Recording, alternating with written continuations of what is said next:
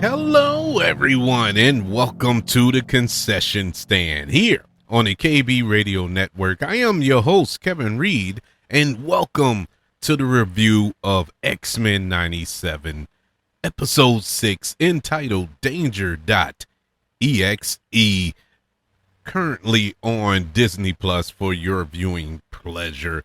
I've stated, and I think in every review of every episode, that I'm I'm liking this season. I'm not loving this season. I loved season 1. I really like season 2. Season 2 is very different in, I guess you could say, tone of every episode. Last season felt heavier. Last season felt more, I don't know, man. I'm not going to say realistic because we're talking about mutants here, but it just felt more grounded in a way. It spoke more of a social commentary way, as opposed to season 2.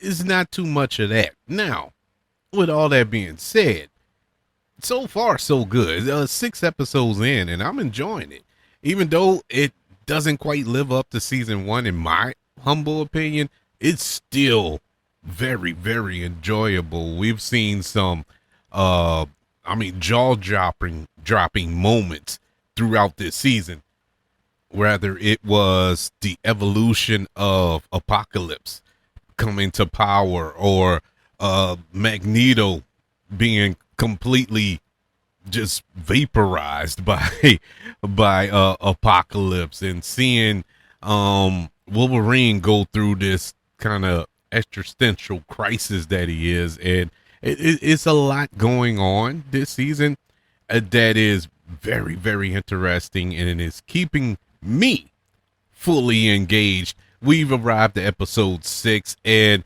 episode 5 we left off. That was a Wolverine centric episode where he went on this mission to retrieve the adamantium that was torn out of his body by Magneto in season 1, in the most epic scene you can probably see on this show, which was directly lifted from the comics if you are a fan of the comics. But episode 5 left us in a situation where Morph and Wolverine, their relationship is kind of strained now because of the events that took place in that episode. Now we arrive in episode 6 that picks up after episode 5, where we got that giant moment of Apocalypse murdering Magneto in front of Charles. So Charles is going through this form of therapy, I guess you could say, but I would say more self-torture, where he has the Danger Room simulating that moment and replaying that moment, going through the trauma of all that, and Charles searching for just a hint of Magneto's mind in his memory, but he can't find it, and dealing with the guilt that he couldn't do anything to save Magneto in that moment, his best friend, his brother, really, and it just tearing him up. And I thought this was a powerful opening to this episode, because you felt the pain in Charles going over it, reliving that moment over and over. It was brutal to watch, and to see him put himself through that was just heartbreaking in so many ways. But while doing this, he notices that the Danger Room has kind of reset, or turned up the safety limits to 11, and it's not, he ain't feeling it, because he really putting it, I know it's the Danger Room, but he's truly putting himself in danger. Meanwhile, we get caught up with Polaris, who is the daughter of Magneto, and one of my favorites from the comics. I don't know what it is. I'm just drawn, no pun intended, to Polaris. I always enjoyed that character because it's so many layers to her character, and she's on X Factor, of course, and she breaks up this arms deal that is taking place, but she uses excessive force, which doesn't sit well with Cooper, who is over X Factor, and they decide to dismiss her from the team because of the bad publicity that she caused, because she was essentially going to murder this extremist group until somebody else stepped in to save them. So she returns to the X Mansion, and this is also a callback to, I think it was either episode 4 or 3, when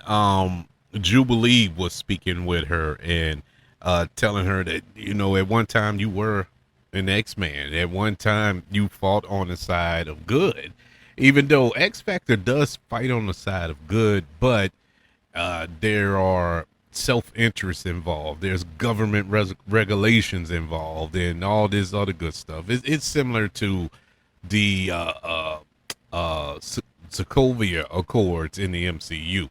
If you sign that, no, you can't just go and help. You have to be sanctioned by the government to get involved in something, and that's what caused the rip between Tony Stark and Steve Rogers, which led to the Civil War and them not speaking for years until Infinity War, or was it Endgame when they spoke? It was Endgame when they spoke.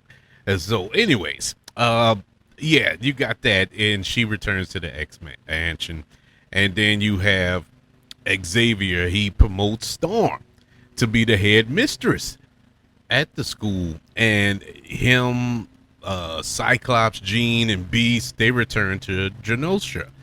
And Polaris, she helps Bishop with an emergency in the Danger Room when one of the children is almost killed by the Danger Room, because of the safety regulations that were kind of taken off.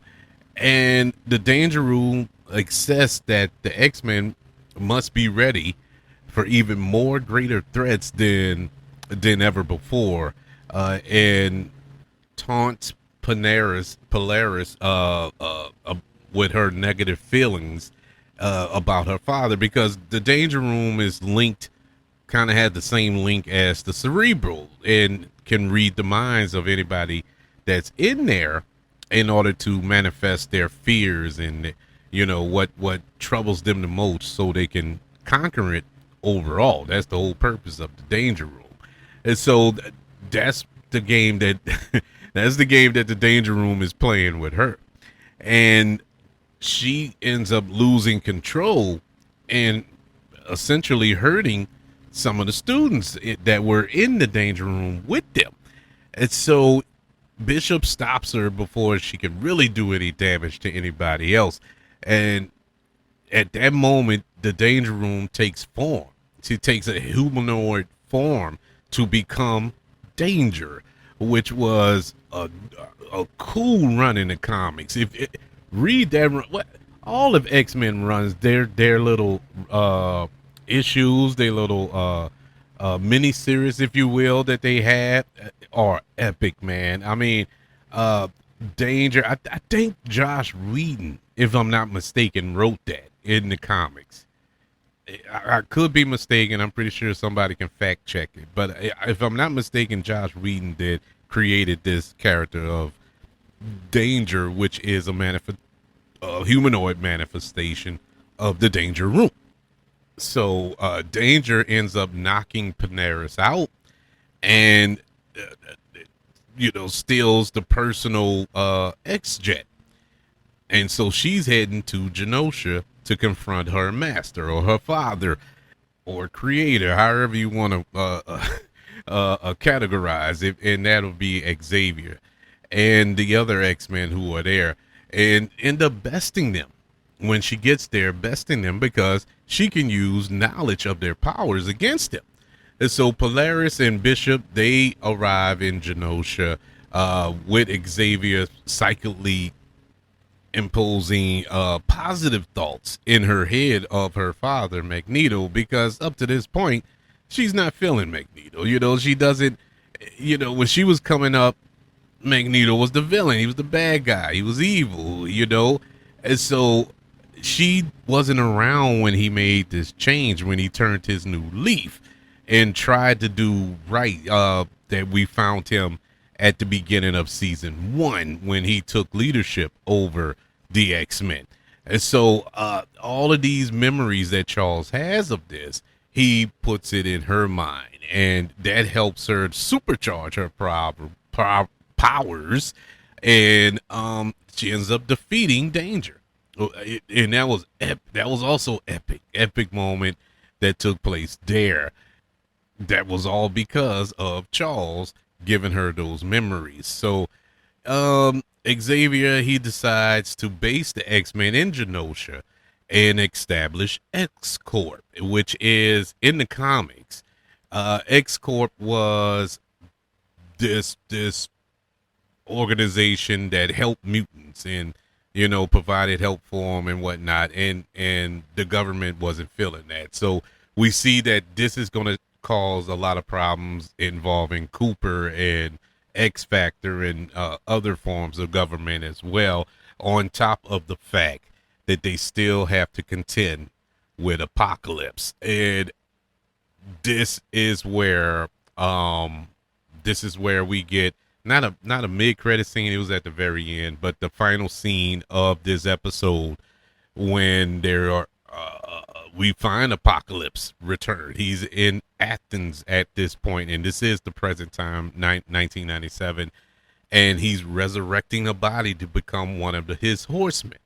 And immediately you knew this was the worst kept secret in all of television, but we all knew who it was. And of course, he resurrected the body of Gambit. And Gambit gives a little smile as we cut to black to end episode 6.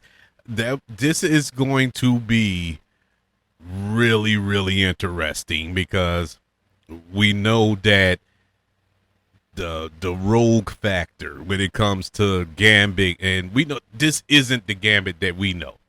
This is a different. I think he's going to be deaf of the Horseman.